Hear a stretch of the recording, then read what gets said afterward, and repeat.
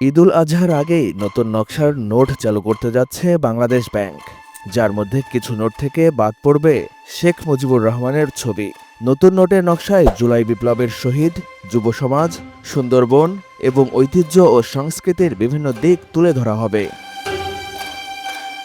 সূত্রে জানা গেছে, কান্তজির মন্দির ও বৌদ্ধ মন্দিরের ছবি সম্বলিত ২০ টাকার নোটটি বাজারে আসছে ২৭ মে। শিল্পাচার্য জয়নুল আবেদিনের দুর্ভিক্ষের চিত্রকর্ম এবং আতিয়া মসজিদ দিয়ে সজ্জিত ৫০ টাকার নোটটি ২৯ বা ৩০ মে বাজারে আসবে বলে আশা করা হচ্ছে। বঙ্গভবন ও জাতীয় শহীদ স্মৃতিস্তম্ভের ছবি সম্বলিত ১,০০০ টাকার নোটটি ২ জুন থেকে চালু হওয়ার সম্ভাবনা রয়েছে।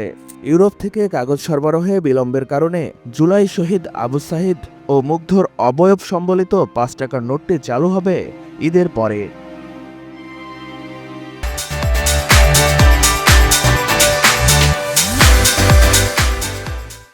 বাংলাদেশ ব্যাংকের মুখপাত্র ও নির্বাহী পরিচালক আরিফ হোসেন খান বিষয়টি নিশ্চিত করে বলেন, নতুন নোটের নকশা ইতোমধ্যে চূড়ান্ত করা হয়েছে, কাগজ সংগ্রহ করা হয়েছে এবং ১,০০০ টাকার নোট সহ বিভিন্ন নোট ছাপা শুরু হয়েছে। এবার কোনো নোটে পূর্ণাঙ্গ মানুষের ছবি থাকবে না, তবে নতুন নোটের নকশায় জুলাই বিপ্লবের শহীদ, যুব সমাজ, সুন্দরবন এবং ঐতিহ্য ও সংস্কৃতির বিভিন্ন দিক অন্তর্ভুক্ত থাকবে। বাংলাদেশ ব্যাংকের একজন কর্মকর্তা আরও জানান, ৫ টাকার নোটে আবু সাইদ ও মুগ্ধর ছবি থাকবে, আর ১০ টাকার নোটে যুবকের প্রতীক এবং বাইতুল মোকাররম মসজিদের ছবি থাকবে।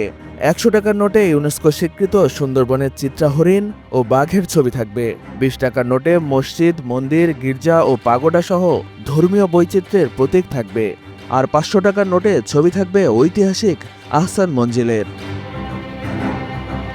বাংলাদেশ স্বাধীনতার পর ১৯৭২ সালের ৪ মার্চ নিজস্ব কাগজের মুদ্রা চালু করে। প্রথম ১ টাকার নোটে ছিল মানচিত্র।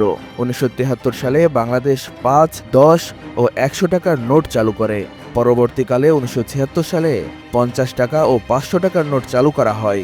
১৯৭৯ সালে ২০ টাকার এবং ৮৮ সালে ২ টাকার নোট চালু করা হয়।